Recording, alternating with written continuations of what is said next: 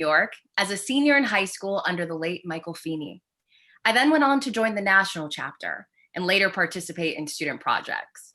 While in college, I was the vice president of our collegiate chapter that went on to win Student Chapter of the Year. In my job as a producer and a reporter, I'm known to wear many hats, but the hat that I am most proud of wearing is being a member of NABJ. NABJ has played a huge role in my career and in my life, which is why I'm so honored to be joining you all this evening in celebration of this great organization, of this great family. Now, things may look a little different this year, but not even a pandemic can stop us from celebrating and paying homage to our roots and the 44 founders that have made all of this possible. So tonight we want to thank you for taking the time to log on and to share in this momentous occasion. I also wanted to take this moment to share a few housekeeping rules, so please pay attention.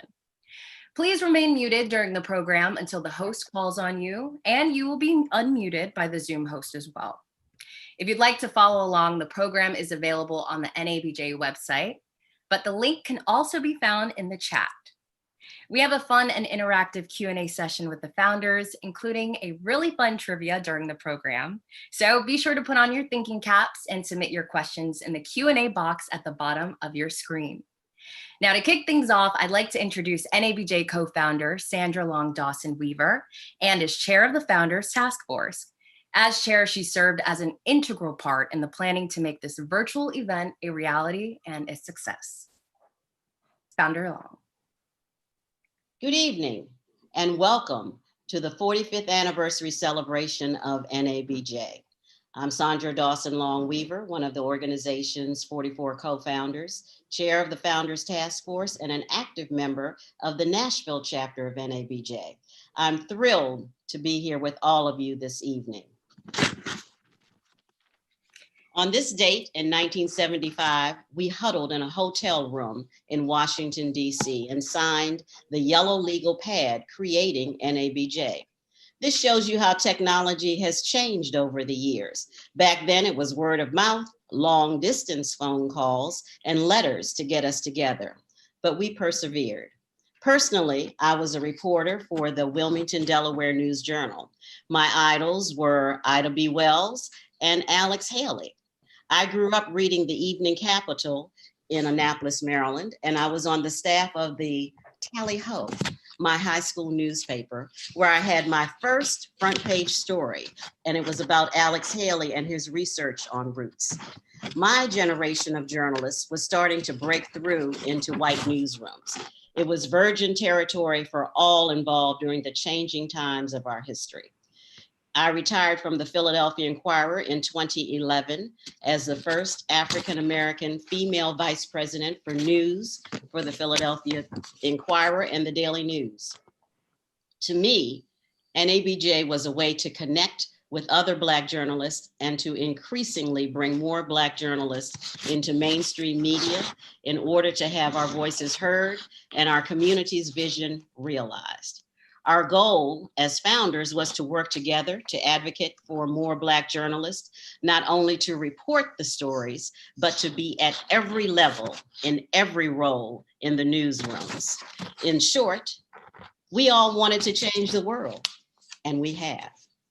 Your founders include journalists who have been awarded Pulitzers and Peabodys and Emmys and other national and local state awards. They have been reporters, investigative journalists, columnists, editors at all levels, news directors, general managers, authors, and college professors in the United States, reporters and correspondents covering stories from around the world.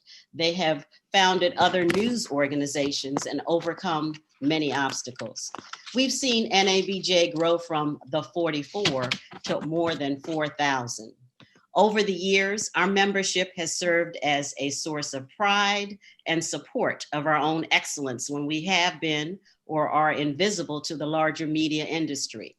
We have been role models and mentors, inspiring generations of Black youth to join, perfect their skills, impact our profession, and shape our world. We have been a checkpoint of accountability to politicians at all levels of society. We've been a stepping stone to building and showing leadership skills from within. We've been a bridge to and platform for journalists ranging from small communities in the US to across the African diaspora. We've been a model for the creation of and partnerships with the National Associations of Hispanic, Native American, and Asian journalists. And finally, a champion for ensuring that Black journalists can serve in any position in the media industry. Tonight, you will hear from many of the founders who are still active. You will learn a little more of our history.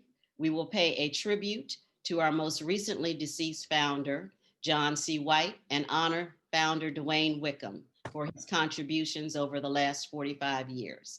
And now, let the celebration begin. Kay? Thank you so much, Founder Long, and thank you for the ways that you've helped change the world as well. Love when you said that. Now, this celebration would not be complete without hearing from our President, Dorothy Tucker, and Executive Director, Drew Barry. We begin with President Tucker. And good evening, NABJ family. Imagine what it would have been like to be in the room, December 12th, exactly 45 years ago today, Washington, D.C., Sheraton Park Hotel. Imagine the energy, many sharing similar stories of their experiences as Black journalists working in white newsrooms. They had come together because they realized that there was a need to organize, to join forces, to advocate for each other and for the Black community. We come together tonight, this evening, to thank the 44 men and women who had the vision, the fortitude, the commitment to establish the National Association of Black Journalists. Tonight, we pay tribute to the founders of this great organization, and there are so many who made this night possible.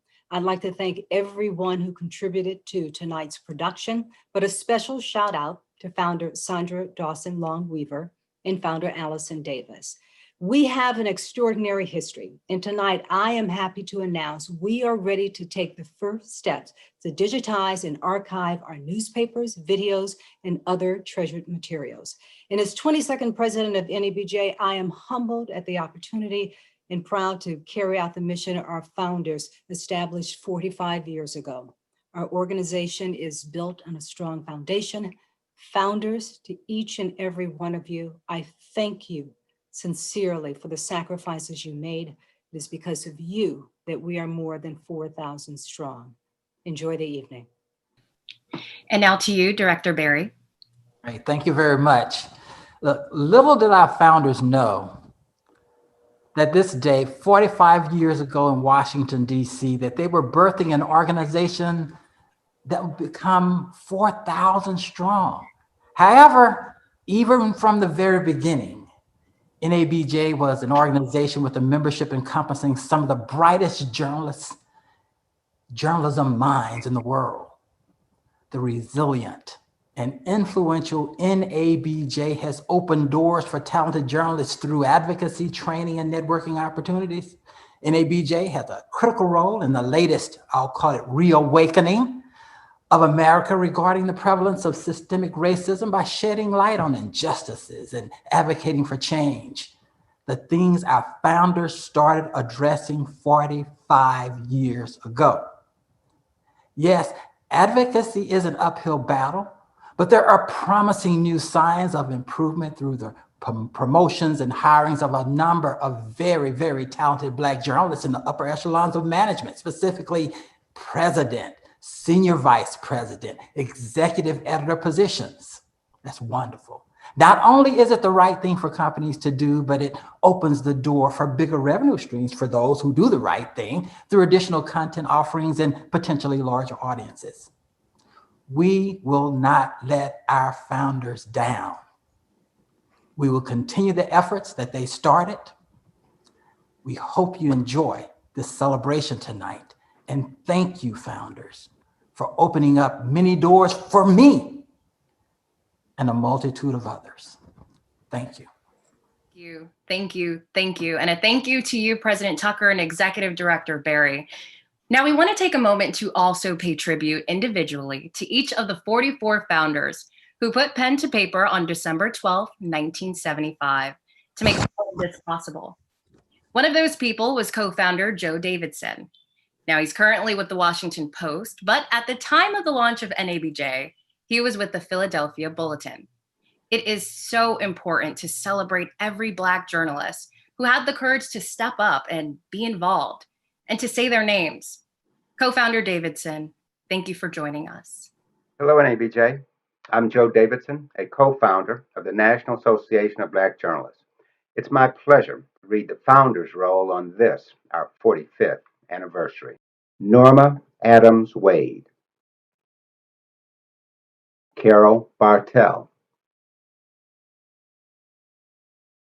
Edward Blackwell, Paul Brock, Reginald Bryant, Maureen Bunyan, Crispin Campbell, Charlie Cobb, Marilyn Darling,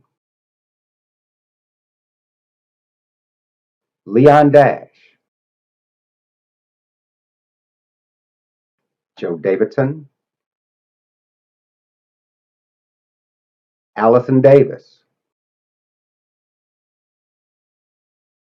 Paul Delaney, William Dilday, Sandra Dillard, Joel Dreyfuss, Sam Ford, David Gibson,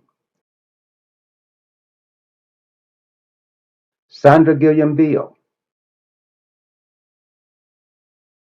Bob Greenlee, Martha Griffin, Derwood Hall, Bob Hayes, Vernon Jarrett, Mal Johnson, Toni Jones, H. Chukwu Lee, Claude Lewis, Sandra Dawson Long Weaver, Pluria Marshall, Acel Moore, Luix Overbea, Les Payne, Alex Poinsett, Claudia Polley, Richard Rambeau, W. Curtis Riddle, Max Robinson, Charlotte Roy, Vince Saunders, Chuck Stone, Jeannye Thornton, Francis Ward, John C. White, DeWayne Wickham. Now that you all know who was involved in launching NABJ, it's also important to understand how we got here. There were many events that led up to that group of 44 journalists that met up at a hotel in Washington 45 years ago today. Here's a look back.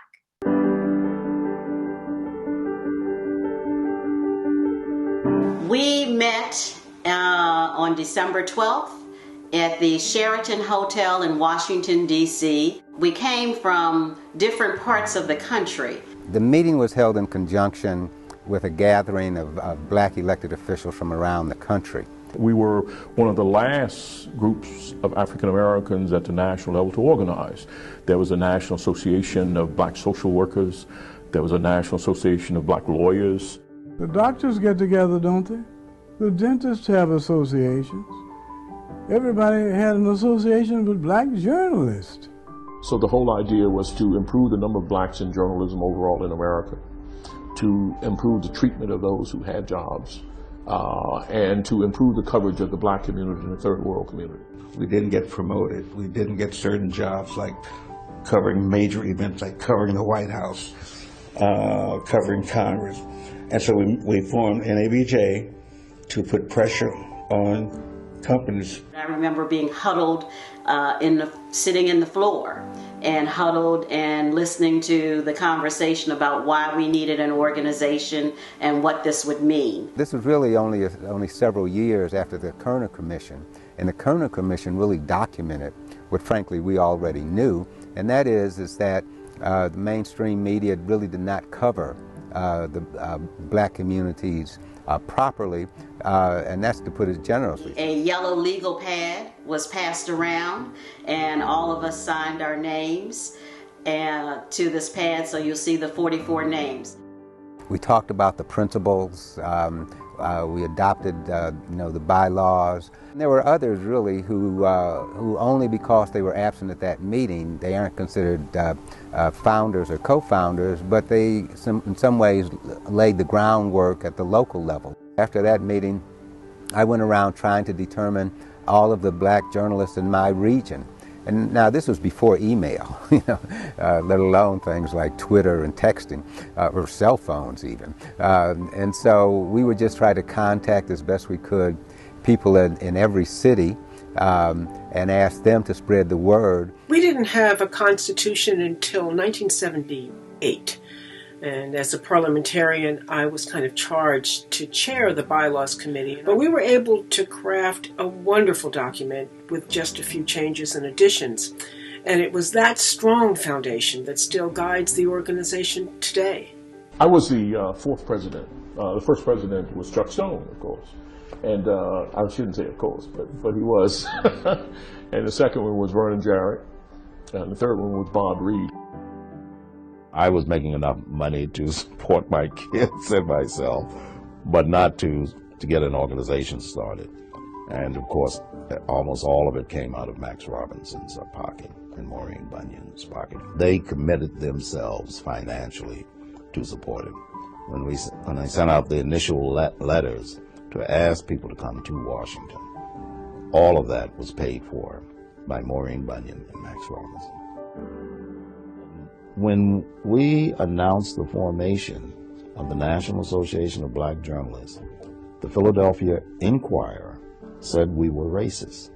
Our first elected treasurer of the National Association of Black Journalists was an anchor out of the CBS affiliate in Toledo, Ohio. They said, do you want to be on air, or do you want to be the national treasurer? They made it very clear to her that they were firing her.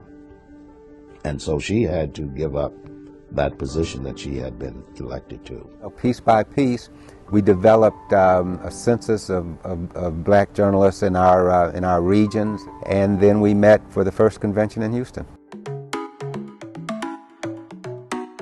We'd get together, we'd have these little conversations, then we'd have these criticism conversations, and then we'd leave, and then we'd come back the next year. But we were pretty small, so we all knew each other. But Atlanta, it really kind of grew. Some of the plaques up front here that NABJ was kind enough to award me with. Here's some founders medals, and I'm very proud, honestly, to say that I've been to every single convention. And I think I'm the only one. NABJ is that place you come to every year for renewal. Every year you get a resurgence of energy. It helps to keep the fires burning in my gut for the practice of journalism. NABJ maintained my sanity.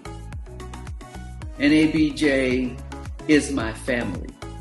NABJ is the place where every year when we convene, there is pure, abject joy that we are seeing each other again.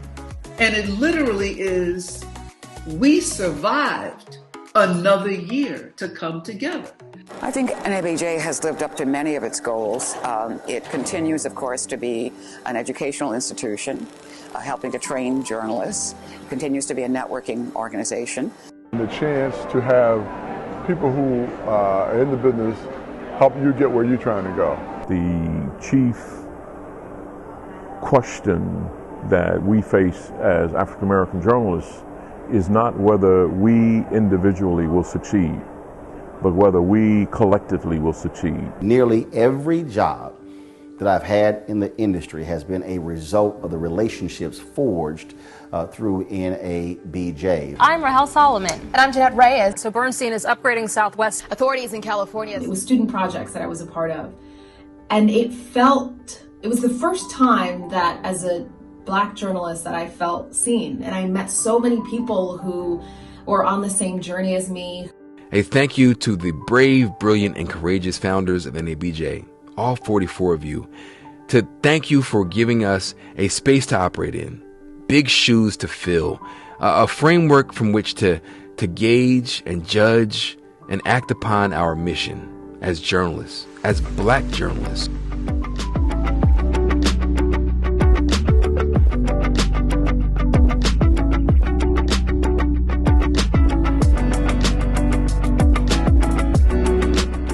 Wow. Acting on that mission indeed. Tremaine said it perfectly. Thank you for that great look back at the history of NABJ. And now to the discussion portion of our program. Joining us tonight, some of the 44 members who had a seat at the table exactly 45 years ago today, December 12, 1975. We have Leon Dash with us. He worked at the Washington Post. Allison Davis is also with us. In 1975, she was with WBZ-TV in Boston. We have Sam Ford with us. He was at WCCO in Minneapolis in 1975, and Claudia Polley, who worked for NBC News. Now, for the first question. Before we take a look back, let's test your memory just a little bit. Now to anyone, especially the founders, what was the day of the week that you met on December 12th, 1975? Any guesses? Saturday. I heard Saturday. Did I mention the winner might get a car? Up the stakes a bit. All right, so Saturday is the final answer. Ding, ding, ding. Well, close. The correct answer was December 12th, a Friday. That's right. So December 12th was a Friday in 1975. And we spoke to some of your fellow founders about what led you to that meeting. Let's take a listen. When there were disturbances in the Black community, it was very commonplace for the only reporting you saw was what the cops said happened. And it was the Black journalists who were talking to the little old ladies on the steps of the row houses, talking to some of the kids with bandanas on their head. The Watts riot in Los Angeles in 1965 was one good example. The Los Angeles Times was a very good newspaper at that time, but it had no Black reporters on staff. So when the Watts riot broke out, they found a maintenance man whose name escapes me at the moment. They found a Black maintenance man who worked at the paper, but not as a reporter, to venture into the Watts community, to simply report back to the paper, on what was happening, where fires were burning, where buildings had been destroyed, where there were people engaged in looting and all. And so this Black man did just that. That was the traditional practice at the time. The case that actually led to NABJ was the FBI's attempt to get Earl Caldwell's notes. He was a New York Times reporter covering the Black Panther Party, and they tried to subpoena his notes, and the paper was lukewarm about defending him. And we formed an organization of Black journalists called Black Perspectives to defend Earl and raise money and raise awareness of his situation. And Black Perspectives was, I guess, the first organization of Black journalists working in mainstream media. And then that evolved into NABJ. What was going on was, like I said, what was going on all over. And it took a lot of, I won't say courage. Well, yeah, I guess so, because I thought, okay, I'm going to sign this paper join this group. I don't want to lose my job, but I do think this is so important that I'm just going to do this and see what happens. There were probably another 10 or 15 people in the room who didn't dare sign because they were afraid they'd get fired from their jobs. I mean, there were a lot of news organizations that said if you join a Black journalist organization, you're no longer objective and you can't work for us. So there was a lot of tension, but we were very adamant that we needed an organization to represent our interests. So, Leon, I would love to start with you.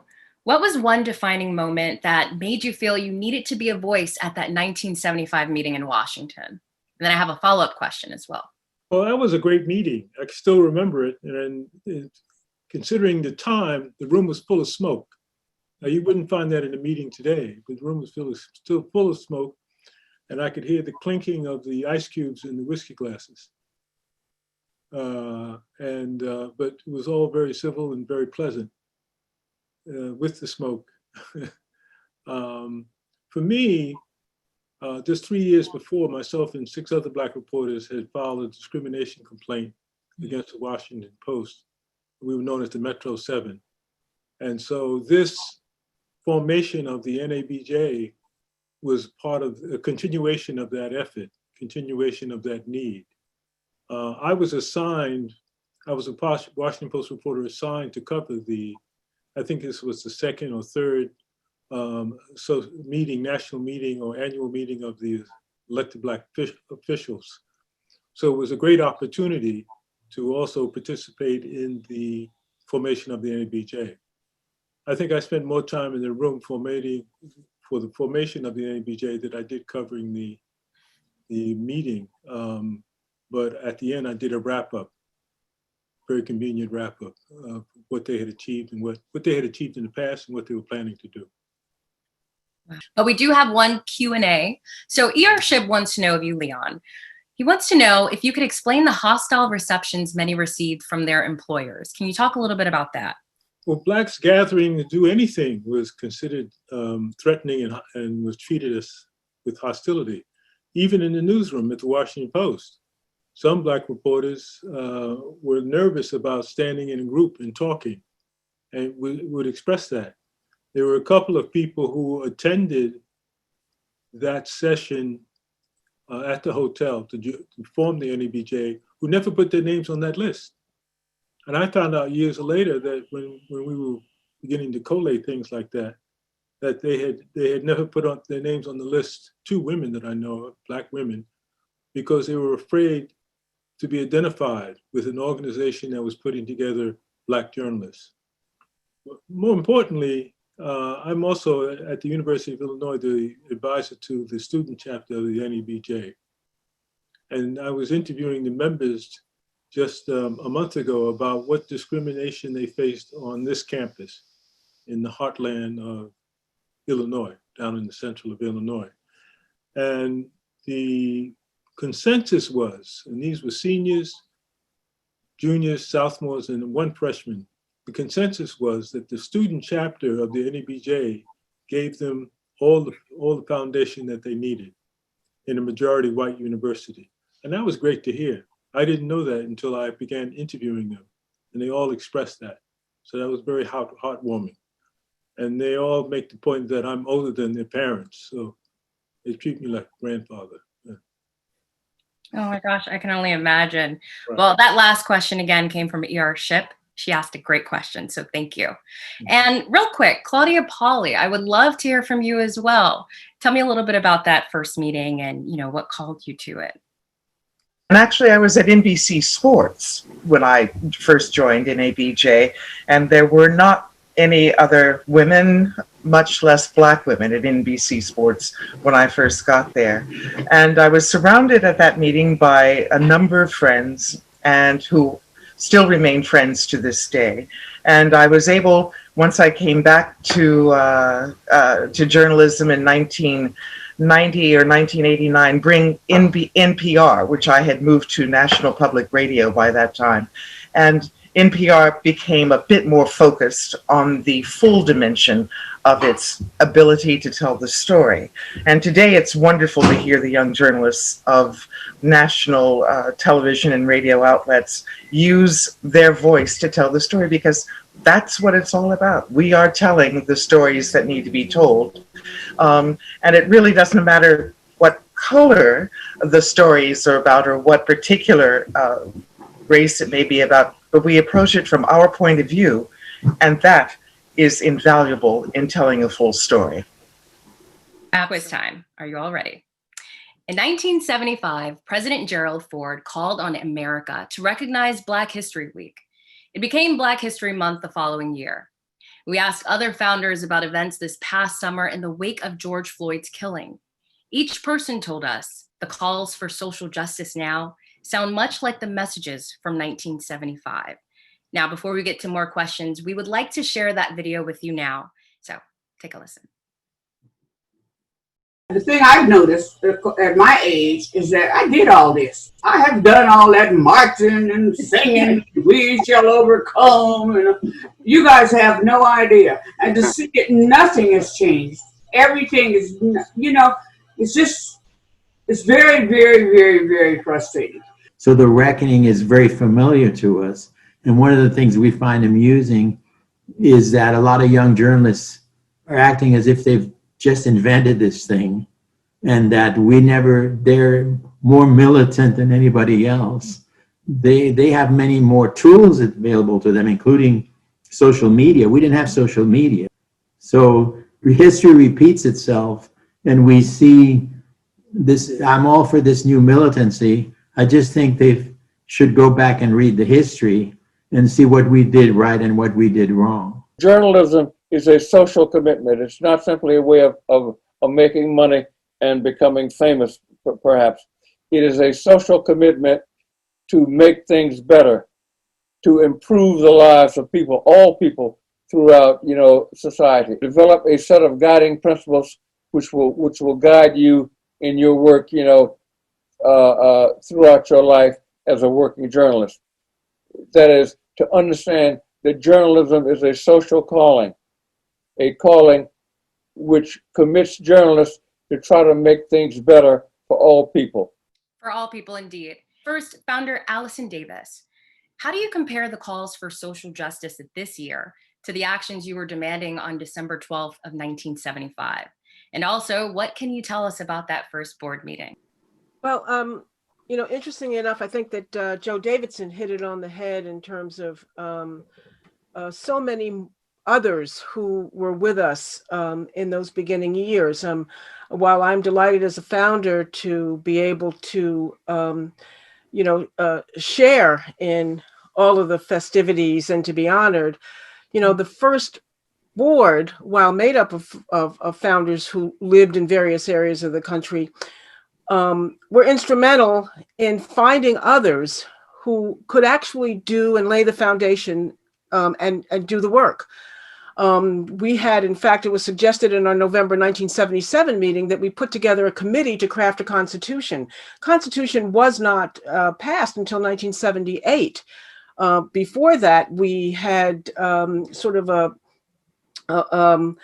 business operating procedures that we had gotten from other organizations. But that committee was comprised of me, Roger Clendenning, Karen Howes, Linda Lockhart, Ranita Howes. Without them, we would not have been able to lay the very, very strong foundation that we have. And it wasn't voted on until February 17th, 1978. And I remember that at that time, there were not an awful lot of changes. We did absorb and talk about our structure, which I think was probably one of the most important things that we did. We elected in 1978 our first board, and I want to do a shout out to people like Region 1 Director, first Region 1 Director, Sarah Ann Shaw. Vince Sanders headed up Region 2. Joe Davidson headed up Region 3. Monty Tramer headed up Region 4.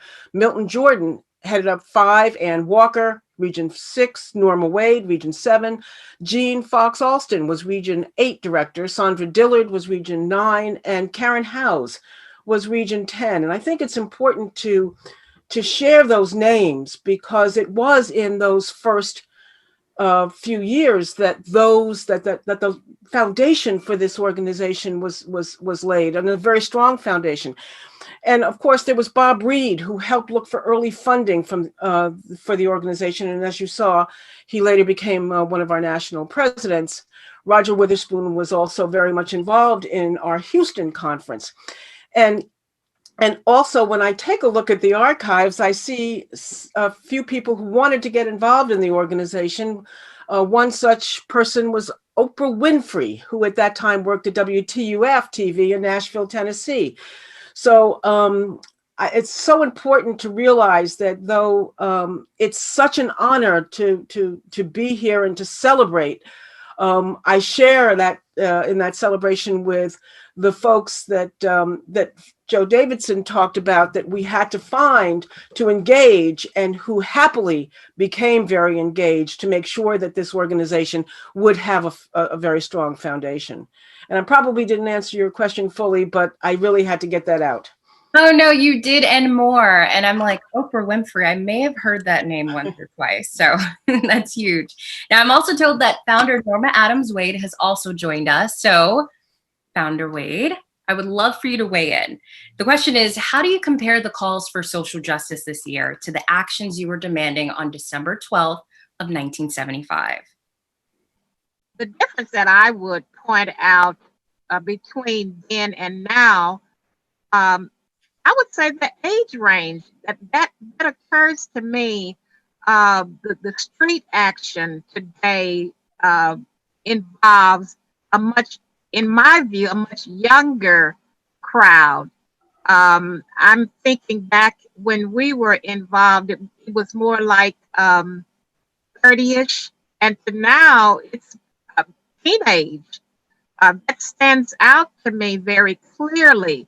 But the passion today, well, I wouldn't say the passion is the same, but I don't recall, and this just may be a lapse in memory, but I don't remember the property damage threat being as strong back then as now. But certainly the passion is there. I think more of a conversation today of where do we go from here after we leave the streets? Where do we go from here? How do we transpose that to legislation and law? But I know I walked many of the protests in the streets, and the passion was there, but the age range to me is younger. Mm.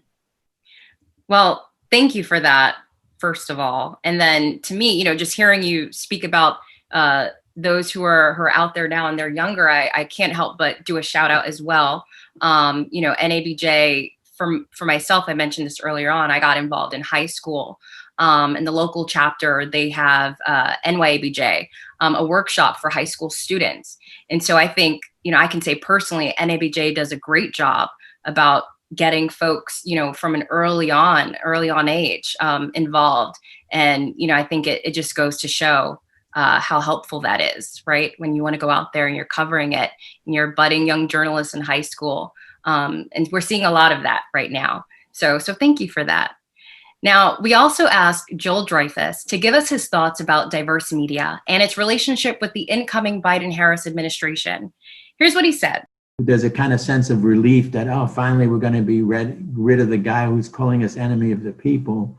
But just because the Biden folks are friends or have friends in the media, are much nicer to the journalists, doesn't mean that we should let up in our kind of aggressive pursuit of truth and what's going on behind the scenes in the processes.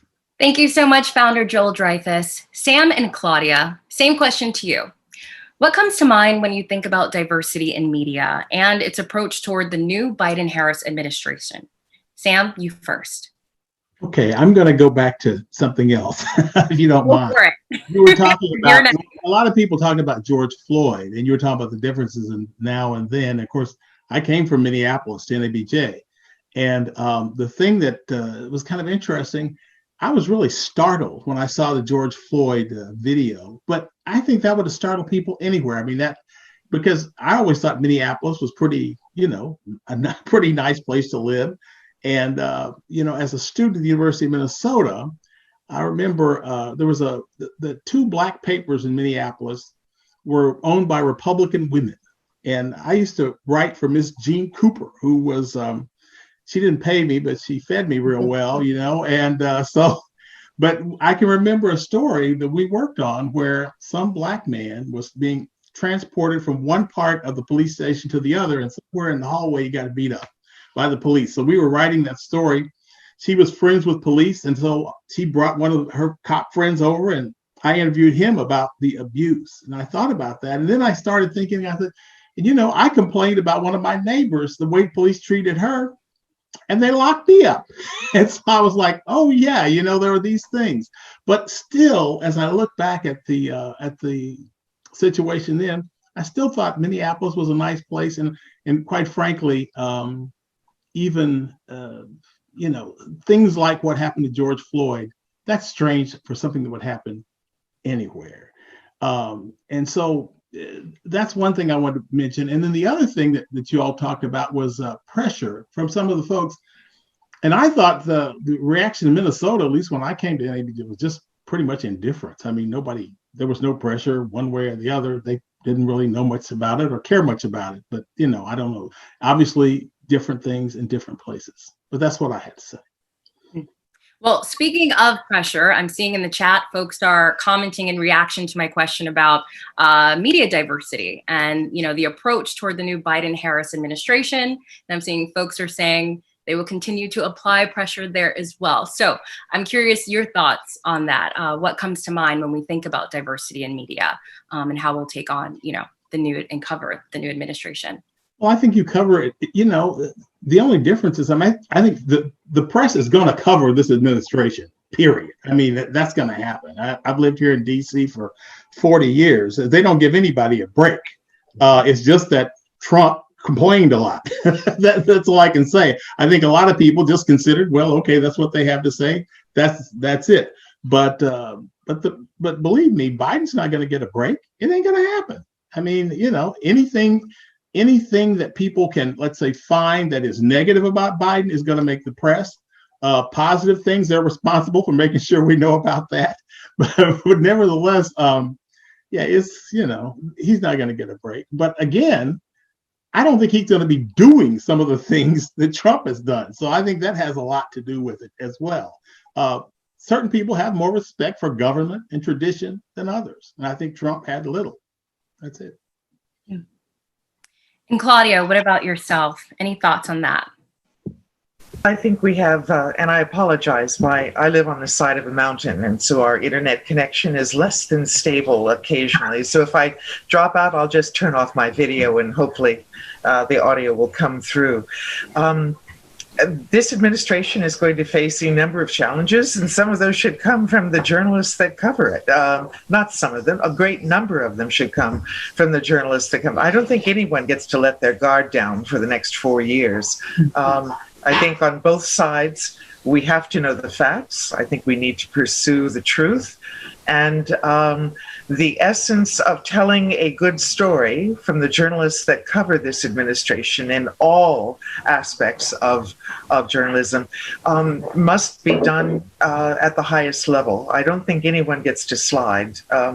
As Sam just said, there's not going to be any lesser coverage, if you will, or lesser investigation for this administration, and there shouldn't be. I'm a Californian now, and Kamala Harris was our senator, and we are looking forward to her being as thorough as a vice president as she was as a senator, and we look forward to the journalists that have covered her for years to continuing to be as, let's say, thorough as they have been in the past. And I think she's up to the task. And I certainly think that Joe Biden is. He certainly had a long enough time in Washington to practice. Well, thank you so much for that. Checking in all the way from the mountains. Must be nice. Founder Joe Davidson, would you like to add a point to this? Well, I think I would just say that this whole, I guess is a bit of a change of subject, but this whole 45th anniversary and hearing from all of my co-founders and reading some of the texts in the chat, it just impresses upon me what a family NABJ is. And whenever we can convene in person, I'll be glad when we can do that again, it's really evident. And I think this celebration, I appreciate everybody helped to develop the celebration, because I think it's for me, it's a reminder that NABJ is many things. It's an organization. It pushes for accuracy in media, fairness in terms of our coverage, advancement for Black professionals in this craft, but it's also very much a family, and I think we should just revel in that. Absolutely. Absolutely. I love every time the convention comes around, folks are like, I can't wait for the reunion, the big family reunion. That's what it really feels like. So I agree. So I want to get to some questions that are in the chat. Gerard Bolden asked the founders, in hindsight, what would you do differently in forming NABJ, if anything? And then knowing what you know now. I'll weigh in on that. What would I do differently? Not much.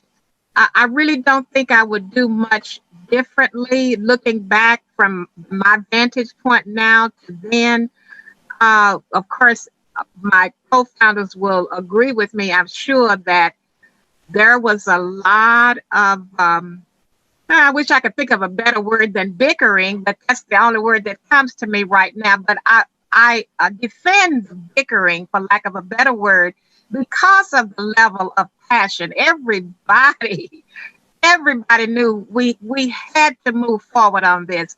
We wanted it to go a certain way, but most of us had our idea of how we wanted it to move forward. We disagreed strongly, vehemently about who to allow, and I may be, since I missed the beginning, I may be reiterating something that was already said, but the idea of who can be a member. Should we allow public relations people? Should we allow only major media membership? And nobody wanted to give up our position. But I wouldn't change that. I wouldn't change it, because it produced what we have today. And that hard fighting, that never say die, that I will not be moved from my position, did move us forward. So I just have to say I wouldn't change much. And I think we talked about the early years, and Allison was reading off some of those initial people. And I cannot get that image out of my mind. That first convention in Houston, we sat around a horseshoe table. A horseshoe table, that was our beginning. And now, I mean, we need bukus of hotels to hold everybody. So that uncharted water that we were in those early years, I wouldn't change it, because it brought us to where we are today. Mm. Gary D. Howard in the chat says, you can still hear the passion in all of our co-founders' voices. And Founder Adams, I could hear it in yours just now speaking. So Founder Allison Davis, would you like to weigh in before we move on to our next section?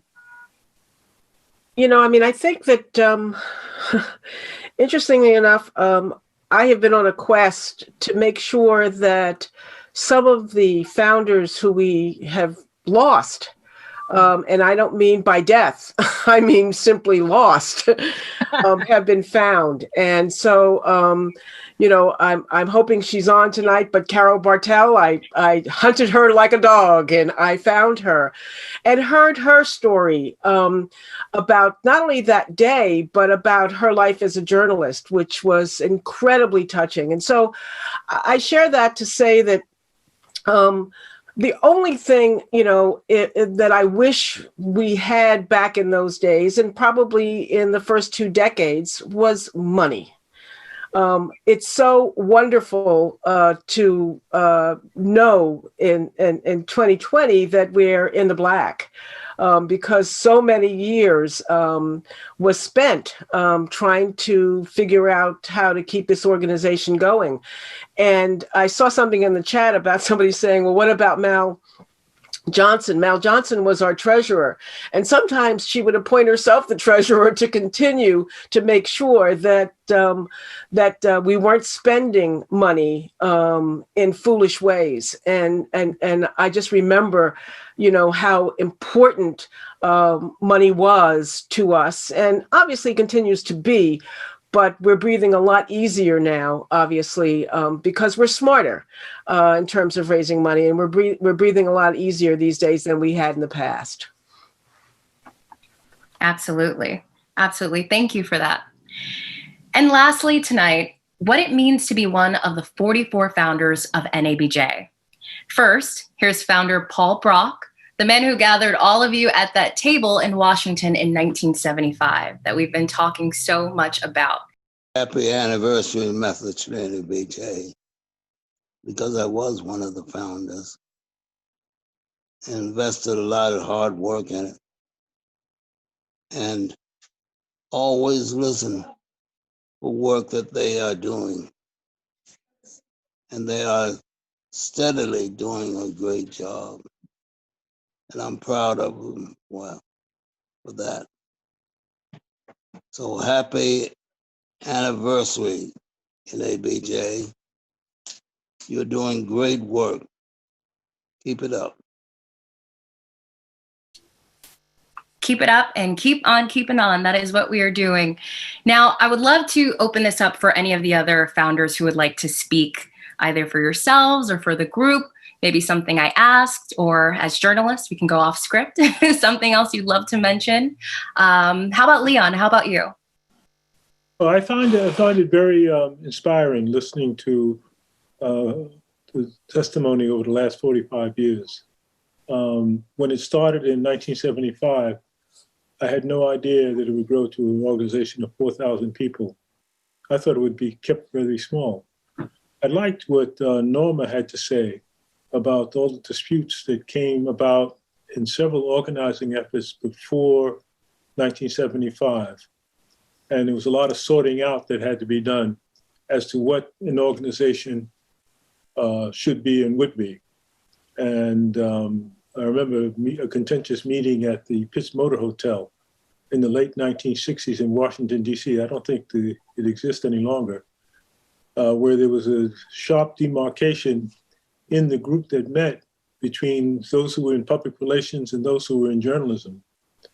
So when the group got together in December 1975, there were nothing but journalists in the room. And so there was no need to get into an argument or have a dispute about the formation of this and the purpose that it still serves today. Thank you for calling on me. Oh, of course. Thank you so much for being here, and to all of you for being here. Those who are in the chat, those who are, on this call, to all of our founders. And I have to mention Founder Ford. I noticed at one point you were like smiling when talking about maybe some of those disputes or going back, with some of those conversations. Do you have anything you'd like to add? Well, one thing I'm thinking about is I am glad that we're going back to Houston. That was our first convention. Obviously, the DC convention didn't work out this year. So next year, hopefully, we'll all be able to be in person in Houston. And that was our first convention. I think it was like Prairie View State or something like that. But anyway, I remember it was fun. I met a lot of the other people because, the first convention was kind of happenstance, right? I mean, because we just happened to be there. And certainly I just happened to be there. I wasn't part of anything. But the second convention were people who found out about things, right? And again, the first, I should say, the first convention, because it was just an organizing meeting in Washington. The first convention was in Houston. And so those were people who came in. And I remember people like Gail Pollard and Karen Howes, and, people that, were very significant in the organization. And we had a great time. And then afterward, as Ms. Wade was saying, they had a big fight. Let's say they had a big fight. I was like 23 years old. I just sat there and listened to it. But nevertheless, there was a big fight about this is the worst thing, blah, blah, blah, blah, blah. Of course, then they went to Baltimore the next year, and that was the worst convention ever. And that continued for some years. And I've always said, I think it was 83. I think it was 80. My wife's sitting next to me. We're thinking about this. The 83 convention, I think, or 84 in Atlanta was very professional. And once those people in Atlanta took over, at that point, NABJ became a kind of a different organization. But before that, basically, it was just a gang, you know. We hung out, we disputed, you know, whatever. But we all liked each other, but we'd fight once a year. Well, I see a lot of people in the chat, including Roland Martin, is very excited about Houston. I know that I am as well. We had a great virtual convention this year and looking back to getting, you know, back in person with this family. So thank you for that, for getting us excited. So now I want to squeeze in one more question from the live chat with you all. So Sharon Stephen asks, are there any challenges facing Black journalists today that were also present in 1975? Let's go with founder Allison. Your thoughts? It's funny you should mention that. I went to the Millennial Conference and this year at Columbia University back in March. And I remember listening to your stories, the panels, and really being quite emotional. Because many of the things that we said in 1975 and many of the things that we did in 1975, we did it because we didn't want the future generation to have to go through what we were going through. And when I heard the stories and realized that you all were in fact going through some of the similar things that we went through, I was saddened by that. Saddened because, you know, as much as we had hoped that we would pave the way for you totally, it had not happened in the nation's newsroom. Now, this was, of course, in March, and so there may have been some real changes between March and now in December. But I do remember being quite emotional by the fact that you were sharing, and your generation was sharing, what we had shared in 1975. Mm. Well, I was there at the Millennial Summit. I remember you taking a moment to stand up and, you know, and reflect and say some of what you said now. And, you know, I have to say on behalf of my peers, as a task force member on the Young Black Journalist Task Force, that it means everything having moments like this, hearing from you all, our founders, you know, and understanding that everything isn't always going to be perfect, and that challenges, we will face them again, right? Back to that question. But I think knowing that we have the support of you all and of this family helps make a difference. So, you know, we so appreciate your presence at the Millennial Summits, of all of you, and for, you know, taking moments to reach out and support us in any way that we can, because that's what family is all about. So thank you, founder. I appreciate that.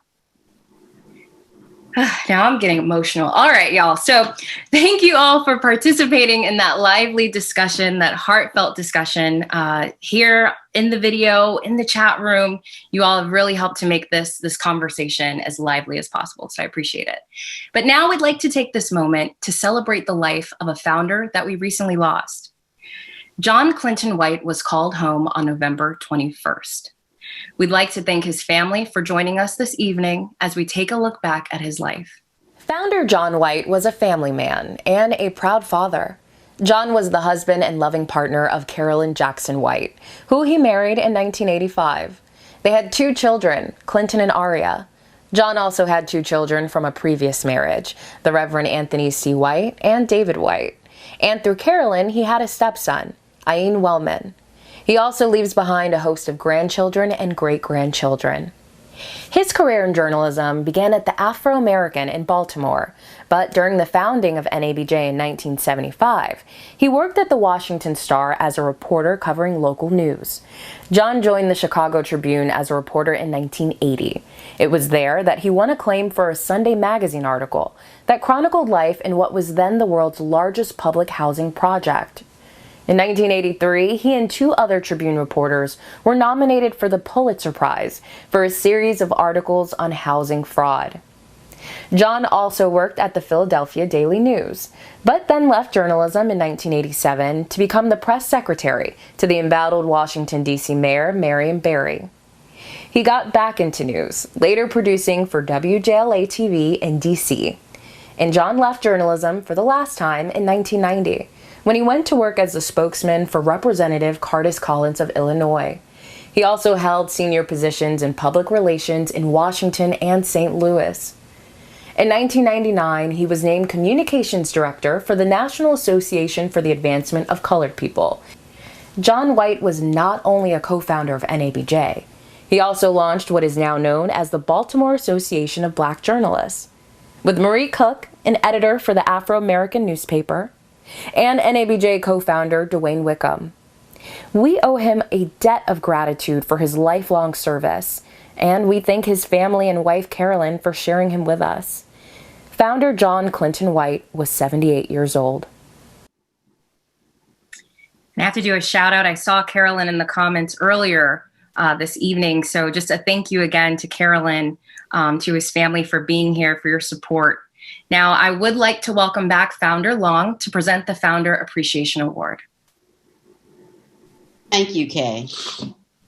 It is now my honor to introduce this year's recipient of the Founders Appreciation Award, Founder DeWayne Wickham. DeWayne, who has been a friend since our undergraduate days at the University of Maryland, is the founding dean of the School of Journalism and Communications at Morgan State University. He recently led the school through a successful accreditation process, and after 8 years, he will retire from that position next summer. He was a USA Today columnist for 30 years and was syndicated in more than 130 newspapers. And over the years, he has quietly helped hundreds of students at Morgan and North Carolina A&T. He has guided many young journalists through their first foreign assignments to expand their journalistic experiences. He raised hundreds of thousands of dollars to take young people to Cuba, Brazil, Panama, Barbados, to name a few, for the Institute for Advanced Journalism Studies that he founded. His journey with NABJ included serving as the national president from 1987 to 1989. He is one of only 4 founders who also served as president. These are just some of the highlights of Founder DeWayne Wickham's career. I now turn to Founder Wickham to say congratulations and thank you for all that you have done and will continue to do. Founder Wickham. Thank you. Thank you very much, Sandra. Can you hear me? Yes. Good. Thank you very much. Let me hold up my award. I thank NABJ. I thank my colleagues in the group of founders, 44 in all. And I think by this point in the program, you all know this celebration is about the many and not about the one. It's about the 44 journalists who came together in December of 1975 to create an organization that has endured for 45 years. You know, you heard from some of the founders today, and every one of them and every one of us has a story to tell. In fact, we all have several. And let me just share one with you, because I want you to understand that what happened on December 12th, 1975 was no coincidence. It came in the wake of many of us covering an event earlier that year called the National Black Political Assembly. It was an attempt on the part of Black leaders in this country, religious leaders, civil rights activists, political leaders, to form a third political party in America. One of them said they thought that it would be the legitimate left punch of American politics. And in this effort, they wanted to mount a presidential campaign led by a Black politician in 1976. And so in that meeting, which took place in Cincinnati, Ohio, there was a lot of discussion, and ultimately they asked Julian Bond to be the candidate.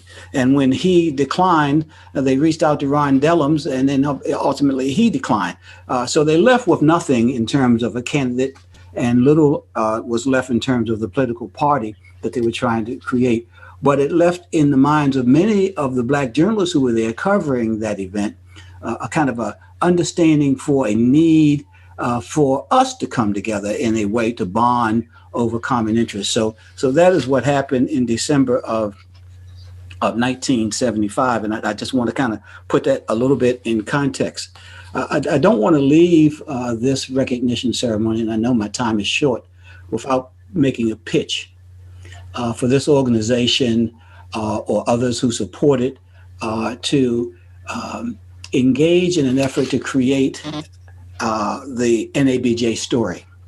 The story that goes deeper than conversations that we can have in an hour, or even if we stretch it by a few minutes. A story that cannot properly be addressed in an NABJ journal or some other publication. This is the making of a documentary.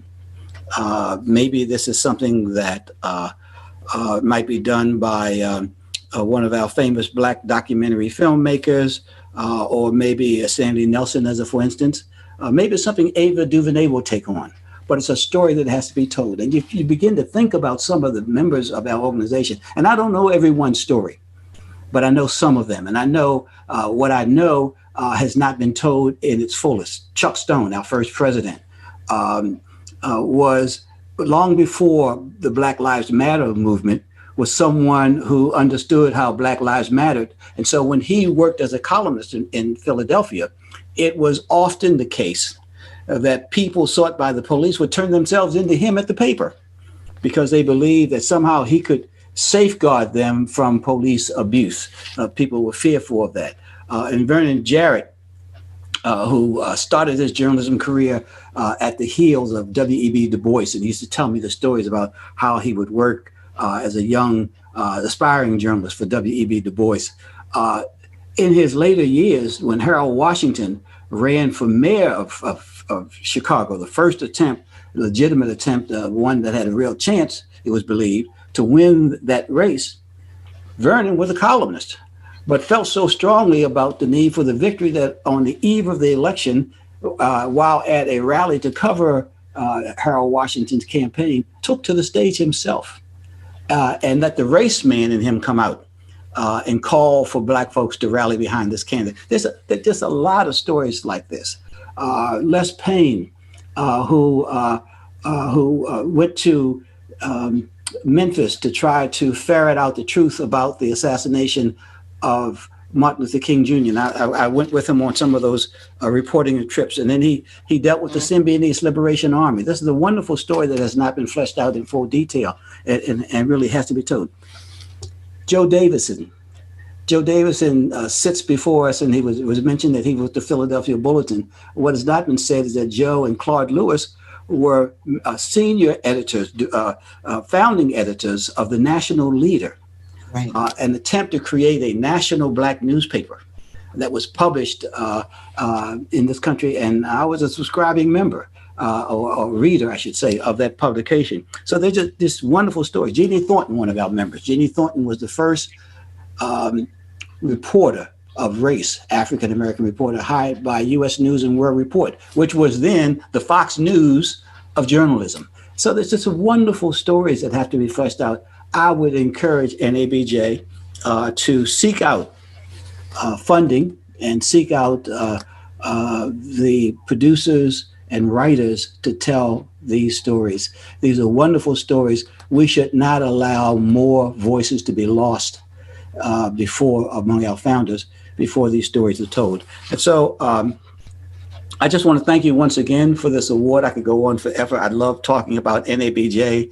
I think about the conventions that we have and have had. I think about 1983 when William Marshall, who was famously known as Blackwell, in a film that he starred in, came to NABJ and in a park in New Orleans did a one-man Frederick Douglass show.